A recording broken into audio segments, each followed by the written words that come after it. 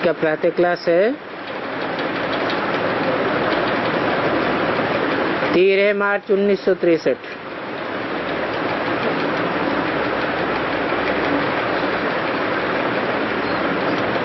Record चला है, तुम ही मेरे मीत हो। बच्चे महिमा कर रहे हैं पतित पावन की।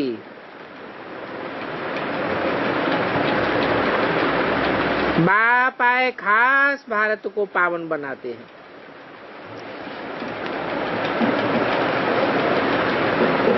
और भारत में ही पतित पावन गाया जाता है। कोई विदेशों में पतित पावन नहीं गाया जाता है। अर्थात न विदेशी इतने पतित बनते हैं, न उनको पावन बनाने आता है। भारत में ही पूरे पतित बनते हैं। भारतवासियों को ही पूरा पावन बनाया जाता है। अब परमपिता परमात्मा पावन बनाने का वर्षा देते हैं।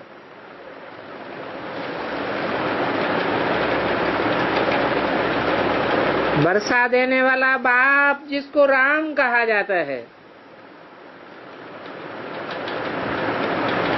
राम और रावण दो हैं।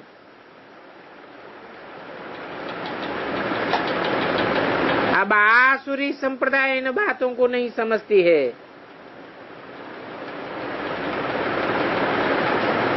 तब तक नहीं समझेंगे जब तक ईश्वरीय संप्रदाय नहीं बने।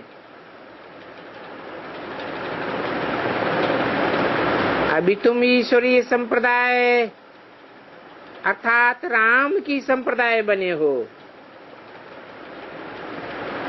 भारत ही डीटी वर्ल्ड और भारत ही डेविल वर्ल्ड बनता है।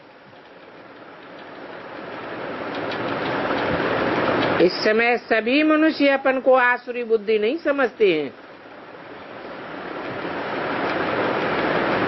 क्योंकि अपन को समझ लेते हैं कि मेरे अंदर ईश्वर बैठा है। समझते हैं कि सभी में ईश्वर है।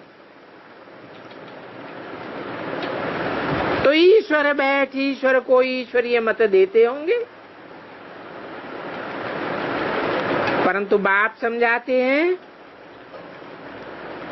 अभी तो सभी के अंदर 5 असुर प्रवेश हैं, इसलिए सभी की आसुरी बुद्धि है। कोई भी राम को तो जानते ही नहीं। जब राम अथवा शिव को जानते हैं तो उनसे वर्षा मिलता है। बिना जाने वर्षा कैसे मिलेगा? फिर भी देखो आसुरी संप्रदाय में घमंड कितना है। बिल्कुल कंगाल, रोगी, पतित, कौड़ी तुल्य बन गए हैं, तो भी ये नहीं समझते कि हमको रावण का श्राप मिला है। रावण को जलाते आते हैं,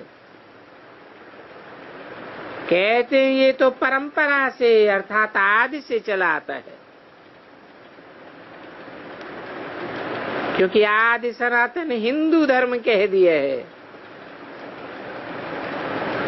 इन विचारों को ये पता ही नहीं है कि आधा कल्प राम राज्य और आधा कल्प रावण राज्य होता है।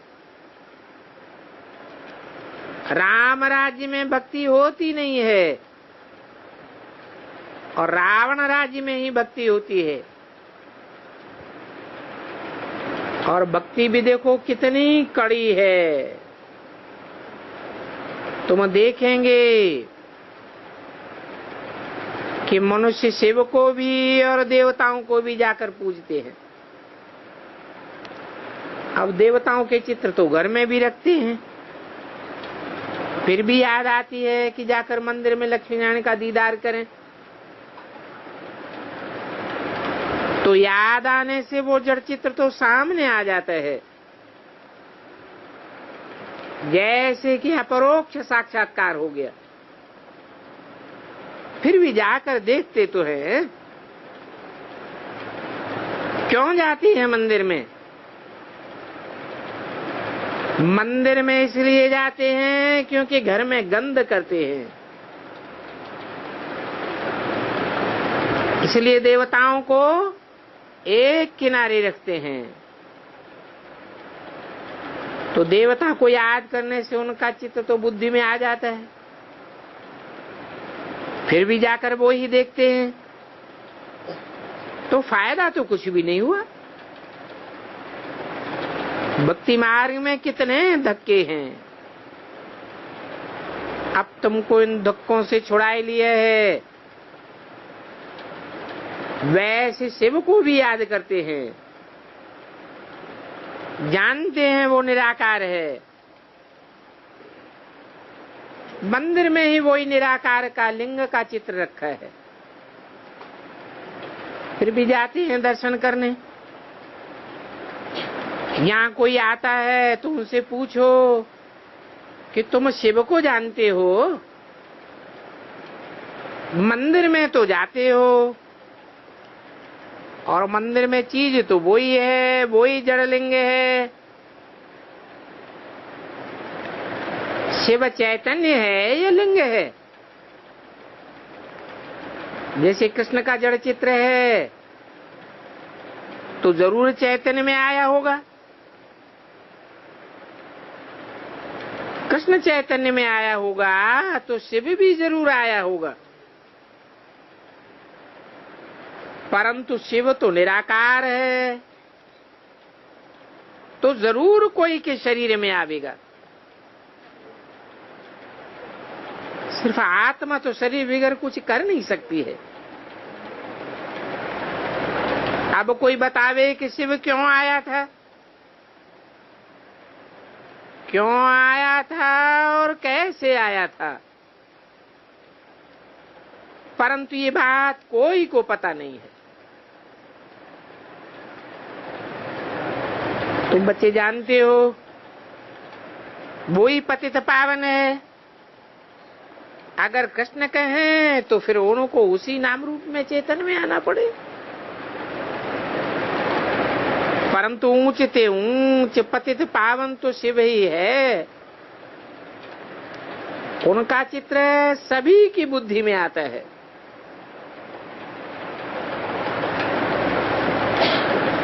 फिर भी उनका दर्शन करने मंदिर में तो जाते हैं, फायदा तो कुछ भी नहीं हुआ। मनुष्य घर बैठ उनका ध्यान कर सकते हैं, बुद्धि में वो ही जड़ चित्र आवेगा। तो बेचारे भक्त कितनी अंधश्रद्धा में फंसे हुए हैं। फिर भी देखो कितने बड़े बड़े गुरु बनाते हैं। दिल्ली में एक आया था जिसने मानव मत संस्था खोली थी।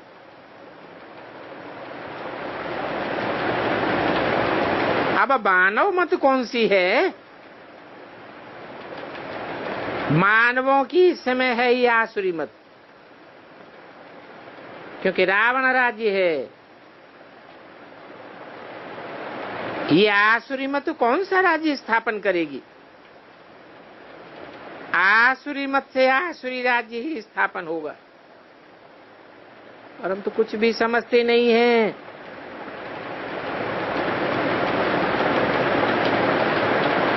वो फिर समझता था कि बहुत गुरु निकले हैं, जहाँ बहुत पाखंड है, सो आया था जांच करने कि ये भी कोई पाखंड तो नहीं है।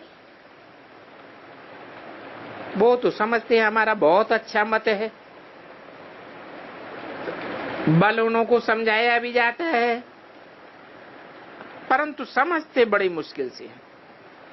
उनको अपना घमंड बहुत ही रहता है। जब ईश्वरीय मित मिले तो ही समझे। 13-3-63 की वाणी का दूसरा पेज। तुम जानते हो हम ईश्वर की मत पर चल रहे हैं। बाकी तो सब आसुरी मत पर चल रहे, अथवा कहें रावण की मत पर चल रहे हैं। तुम जानते हो सतयुग में तो रावण होता ही नहीं है। वो लोग तो समझते हैं ये विकार परंपरा से चले आते,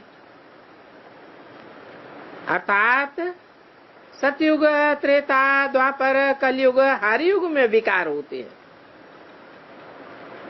तो शास्त्रों में ये बातें रख दी हैं, ये वेद शास्त्र भी परंपरा सतयुग से चले आते हैं, ऐसे समझते हैं। वास्तव में भारत का मुख्य शास्त्र गीता है, परंतु सतयुग में तो कोई शास्त्र नहीं होता है। ये सब शास्त्र भक्ति मार्ग के हैं।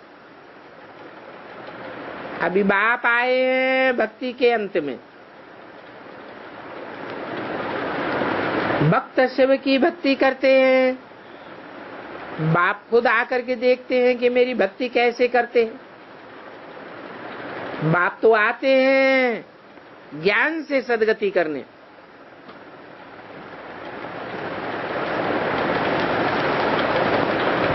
भक्ति से कोई सदगति थोड़ी ही होती है। भक्ति तो शरीर की जड़ मूर्तियों की जाती है, और ज्ञान तो मन बुद्धि का विषय है। मन बुद्धि को ही आत्मा कहा जाता है। आत्मा ही पतित और पावन बनती है।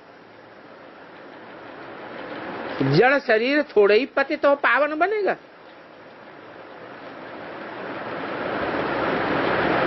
लक्ष्मी नारायण का राज्य स्थापन करने के लिए बाप आते हैं।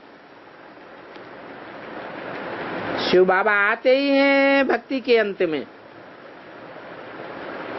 तो अभी अंत में भक्ति की सारी सामग्री मौजूद है।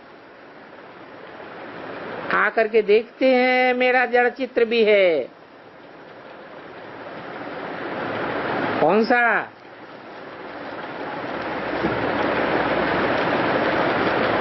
शिव बाप आकर देखते हैं कि मेरा ऐसे भक्ति मार्ग में जड़ चित्र भी है। कौन सा जड़ चित्र?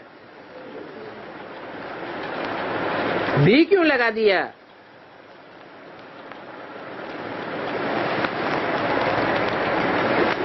चैतन्य चित्र भी है और जड़ चित्र भी है। जड़ चित्र दिया है लिंग आकार, और चैतन्य चित्र हाथ पांव वाला दिया है। तो जरूर सतयुग की स्थापना करने के लिए कलयुग के अंत में आना पड़े। तो भक्ति के सभी चित्र आकर के देखते हैं। अब ये लक्ष्मी नारायण का जड़ चित्र है,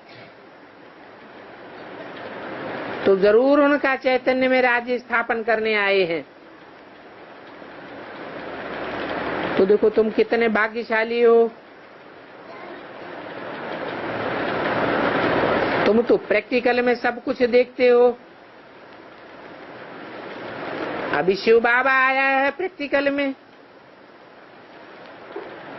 कहते हैं तुम जन्म जन्मांतर मेरी लक्ष्मी नारायण की पूजा करते आए हो, और अभी मैं आया हूँ चैतन्य लक्ष्मी नारायण का राज्य स्थापन करने। तुम ज्ञान चक्षुओं से देख भी रहे हो। बरोबर कल पहले भी आया था, अभी फिर उसी शरीर में आया है। वही सारी भक्ति की सामग्री हाजिर है। शिव का मंदिर भी है और मैं चैतन्य में भी हाजिर हूँ। आदि देवी आदि देव के जड़ चित्र भी हैं, और चैतन्य में भी वही ब्रह्मा सरस्वती है।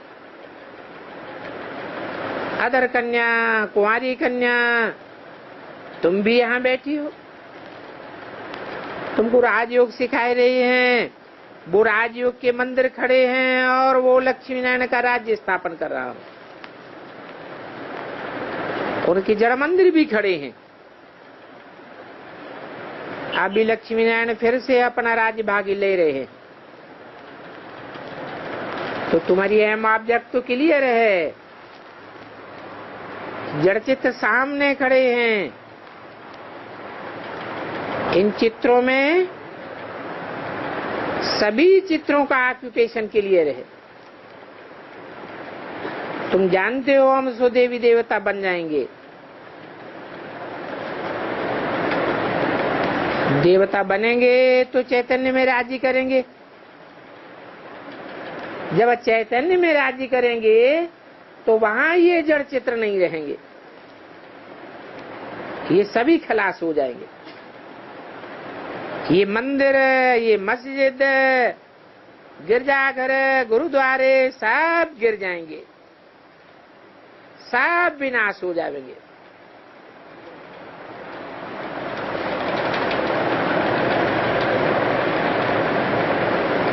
कहाँ विनाश हो जाएंगे? सतयुग में या कोई और युग में? जरूर कहेंगे स्थापना विनाश संगम युग में होती है। इस संगम में ही एक ही बड़ा मंदिर रह जाएगा चैतन्य में, और ये मंदिर, मस्जिद, गिरजाघर, गुरुद्वारे सब खलास हो जाएंगे। जब क्राइस्ट आया था तो ये चर्चे ज्यादा थोड़े ही थे।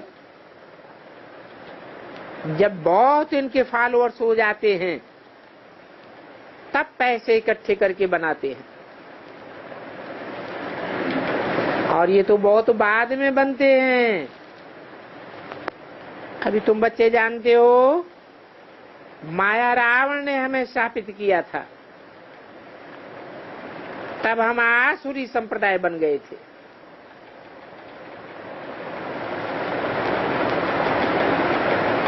ये भी सब आसुरी संप्रदाय कितने कंगाल बन गए हैं, भिख मांग रहे हैं। ये रावण का श्राप है। अभी तुमको मिलता है राम का वर्षा। गांधी भी कहते थे हम पतित हैं, हे राम आकर के राम राज्य का वर्षा दियो। उस गांधी ने तो नॉन वायलेंस सिखाई, परंतु अभी तो ये लड़ाई में फंस गए हैं।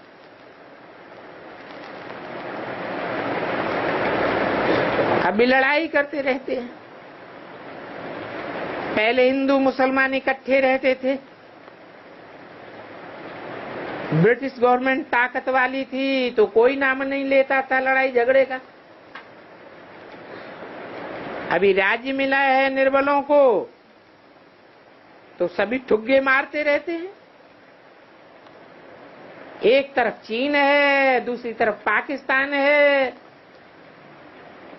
इसलिए अब लड़ाई का सामान इकट्ठा करने के लिए पैसे मांग रहे हैं। गांधी थोड़े वायलेंस के लिए पैसा मांगता था, वो तो भूख हड़ताल, पिकेटिंग आदि का राज्य लिया। अभी देखो कितने दुखी हैं। तमो प्रधान है तो दुख बढ़ता जाता है। जब तुम सतो प्रधान बनते हो तो कितने खुश सुखी हो जाते हो। अभी तो तमो प्रधानता और भी बढ़ेगी, रक्त की नदियां बहेंगी, बहुत कुछ होगा। यह आसुरी मत उल्टे रास्ते पर आ जाएगी। जो श्रीमत लेंगे वो श्रेष्ठ बनेंगे, सब तो नहीं बनेंगे, क्योंकि सबका तो विनाश होना है। शांति तो सतयुग में होती है। अभी तुमको वो वर्षा मिल रहा है। अभी तो माया रावण का श्राप है, राम पीस स्थापन करता है, रावण पीस लेसनेस बनाता है। तो सुख शांति का वर्षा राम परमपिता परमात्मा से मिल सकता है। तो बस बातें ही दो हैं, आधा कल्प रावण राज्य, आधा कल्प राम राज्य। तो अभी पावन बनने का वर्षा लेना चाहिए, और पावन बनाने वाला एक ही है, उनका नाम राम कहने से तो त्रेता में चले जाते हैं। इसलिए शिव कहें तो वो सदा सुख का वर्षा देने वाला सदा शिव, उनको तो सभी जानते हैं। अच्छा, बच्चों को गुड मॉर्निंग। और एक छोटी सी मुरली है 16/3/63 की।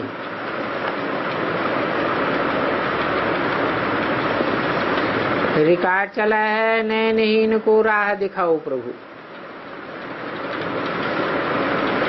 ये तो भक्ति मार्ग वाले हैं जो परमपिता परमात्मा को पुकारते रहते हैं कि हम तो बुद्धिहीन हैं, नैनहीन हैं, उनको आए अपने साथ मिलने का मार्ग बताओ। अभी तुम बच्चे तो मार्ग बताने वाले से मार्ग देख रहे हो, और वो बाप राह बताए रहे हैं। तुमको ज्ञान का तीसरा नेत्र मिला है,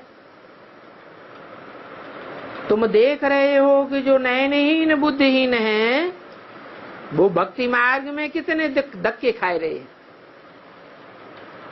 और तुमको तो बाप ने राह बताई है, तो दर्द धक्के खाने से अभी तुम बच गए हो। इन बातों का तुम्हारा प्रैक्टिकल में अनुभव है। बाप भी कहते हैं कि हे अंधे की औलाद अंधे, दिखलाते हैं तुम रावण की औलाद थे। गीता भागवत में जो धृतराष्ट्र और युधिष्ठिर दिखाए हैं वो तो समझाया है। इस समय धृतराष्ट्र कौन है और युधिष्ठिर कौन है? वास्तव में तो चाहे युधिष्ठिर हो चाहे धृतराष्ट्र हो, सभी अंधे की औलाद हैं। किसी बड़े आदमी को अंधा कहो तो उसे गुस्सा आ जाएगा। इसलिए समझाया जाता है कि माया रावण ने सभी को अंधा बनाई दिया है। बाप आए ज्ञान का तीसरा नेत्र, अथवा कहो वरदान का नेत्र देते हैं। तुम बच्चों की अभी आंख खुली है, अभी हम ऐसे नहीं कहेंगे कि हम नैनहीन हैं, क्योंकि हमको तो यहाँ आए अब बुद्धि मिली है, बुद्धि का तीसरा नेत्र। बाबा ने रास्ता भी बताई दिया। बाप कहते हैं मैं तुम सबको पंडा बन करके ले जाने के लिए आया हुआ हूँ, और सभी का मैं एक ही पंडा हूँ। वो जिस्मानी पंडे तो भिन्न भिन्न प्रकार के होते हैं,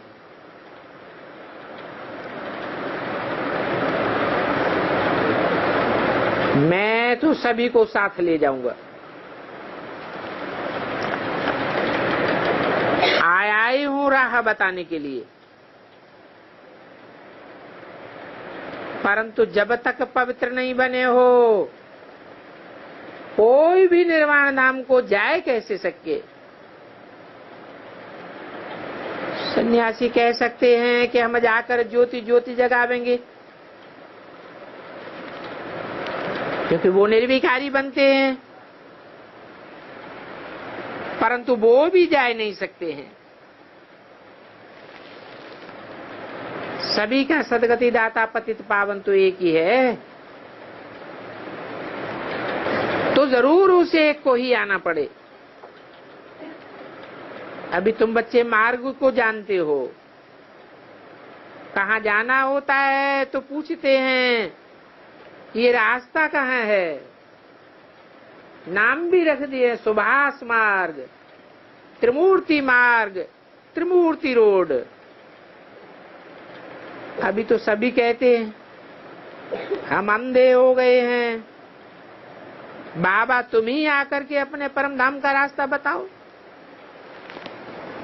तो बाप परम धाम जाने का सहज मार्ग बताते हैं।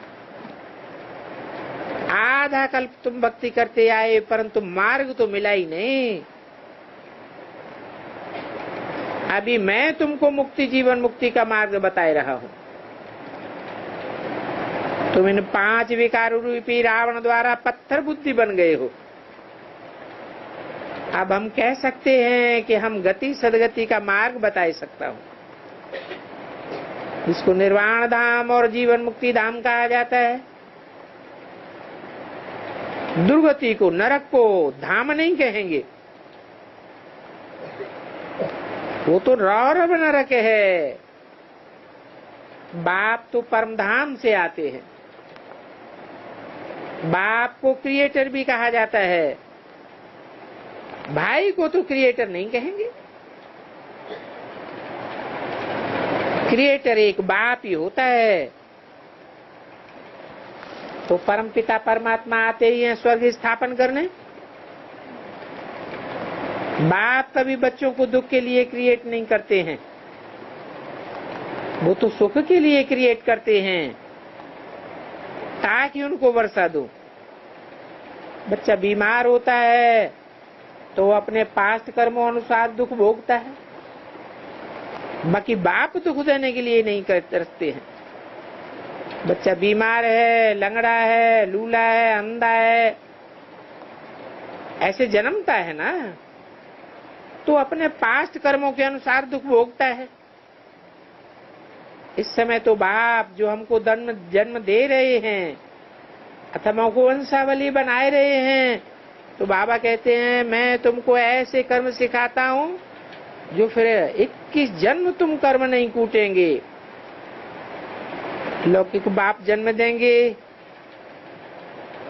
तो भी तुम कब दुख नहीं देखेंगे, वहां ऐसे ही होता है। और यहाँ तो अकाल मृत्यु भी हो जाती है। मैं तुमको अब सभी कर्म का बंधन से छुड़ाता हूँ। बल पास्ट का हिसाब किताब अब भोगना पड़ता है, परंतु भविष्य 21 जन्म कोई दुख नहीं देखेंगे। Ever healthy, ever wealthy, ever happy का वरदान देता हूं। तो देखो कितना फर्क हो जाता है। यहाँ तो लौकिक बाप से जन्म लेते ही दुख पाते आते हैं, फिर कह देते हैं ईश्वर ही सुख दुख देता है। अरे ये तो बेहद का बाप है, बेहद का सुख देने वाला है। बेहद के बच्चे तो मुखवंशावली बनते हैं, उनको बैठ शिक्षा देते हैं कि तुम ऐसे गुणवान तो बनो। कल पहले भी मैंने तुमको ऐसा गुणवान बनाया था। सर्वगुण संपन्न, संपूर्ण निर्विकारी, अहिंसा परमो धर्म का वर्षा अब मैं तुमको आकर के देता हूं। अब जो जितना बाप से सीखेंगे कितना तुम पद पावेंगे, सुख भोगेंगे। ये कितनी अच्छी बातें हैं। इन बातों को कोई भी बच्चा समझ सकता है। खास बाप हमारे लिए आए हैं और हमारे लिए दुख नहीं रचते हैं।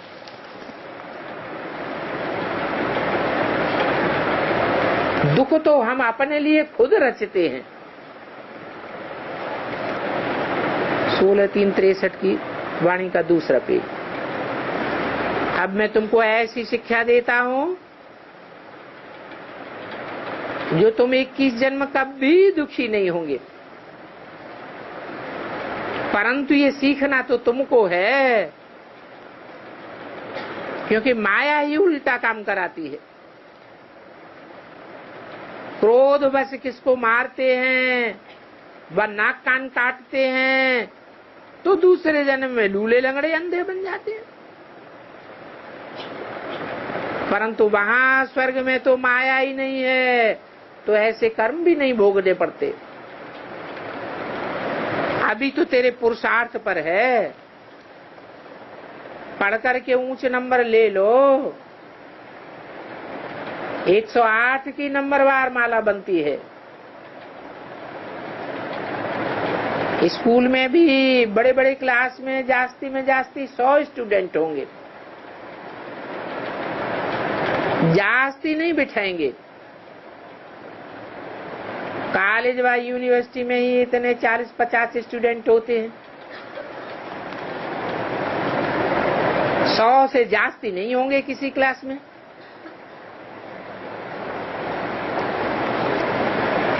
एक टीचर जास्ती को नहीं पढ़ा सकता।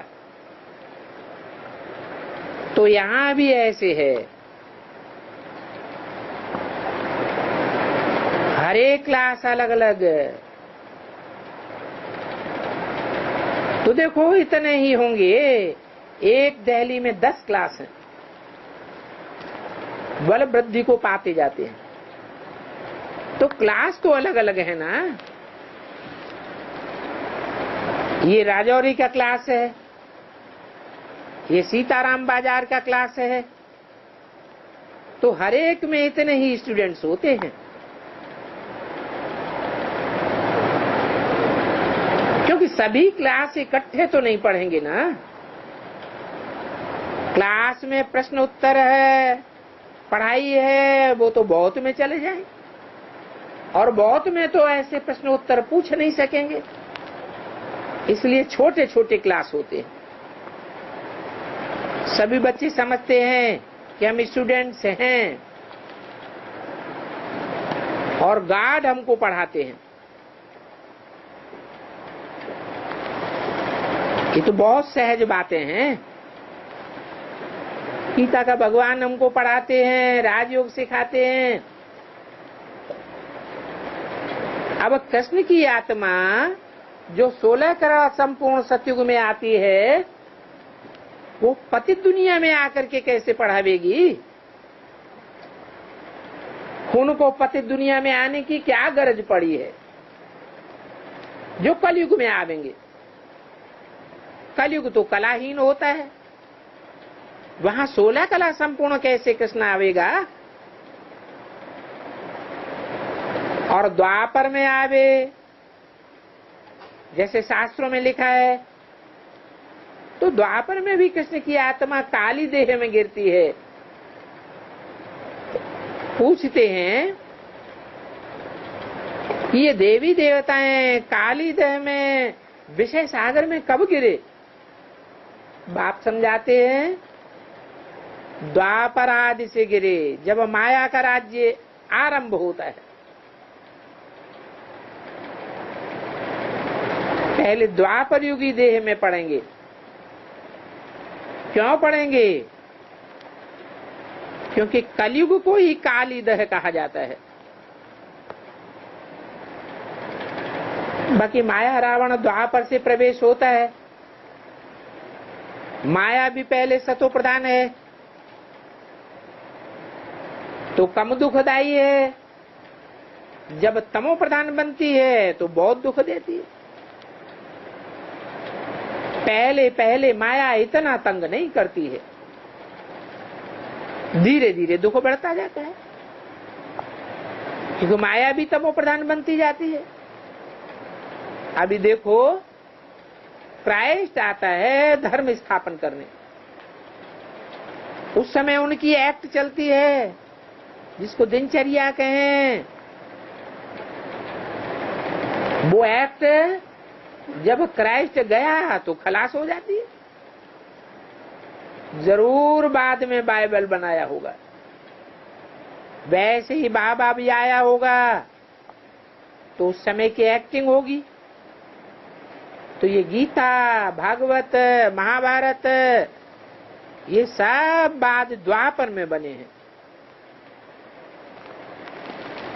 हैं तो सभी से एक ही समय का गायन। जब गीता का भगवान आया था, अब वो पार्ट प्रैक्टिकल में चल रहा है। भगवान भी सुनाएंगे उनको जिनको कल पहले सुनाया होगा। वो गीता तो तुम जन्म जन्मांतर सुनते आए हो।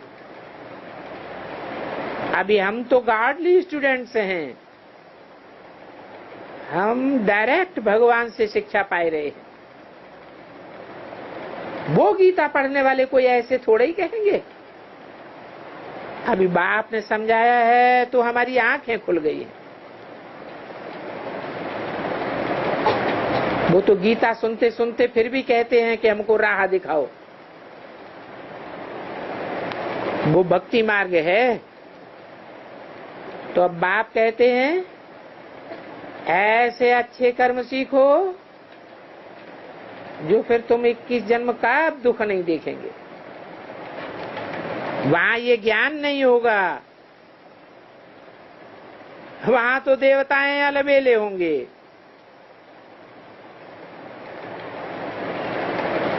कृष्ण को अलबेला कान्हा कहते हैं ना। वहां है सुख की प्रारब्ध। वो सुख की प्रारब्ध पाने के लिए तेरा है ऊंच ते ऊंच इम्तिहान। तो ये बुद्धि में आना चाहिए कि हम डबल सिर ताज बन रहे हैं। बाबा अपना अनुभव भी बताते हैं। सोता हूँ, चलता हूँ, फिरता हूँ तो यही याद रहता है कि हम गॉडली स्टूडेंट हूँ। गॉड द्वारा पढ़ करके गॉड नॉलेज, गॉड गॉडेस बनेंगे। अगर ये निश्चय है तो सदैव खुशी रहनी चाहिए। ये फादर तो स्वर्ग का रचयिता है, उनसे 21 जन्मों का हम वर्षा ले रहे हैं। स्टूडेंट को टीचर जरूर याद आता होगा। यहाँ तो बाप, टीचर, गुरु तीनों इकट्ठा है, तो कैसे भूलना चाहिए। परंतु वंडरफुल बात है, पढ़ाने वाला भी भूल जाता है। माया बच्चों को भुलाए देती है। तो बाप कहेंगे हो मामा माया तुम कितनी प्रबल हो। टीचर को याद करे तो वर्षा भी याद आवे। और कितने बच्चे हैं जो टीचर को भी याद नहीं करते, मुरझाए जाते। नहीं तो बच्चों को खुशी का पारा कितना चढ़ना चाहिए। अच्छा, बच्चों को गुड मॉर्निंग।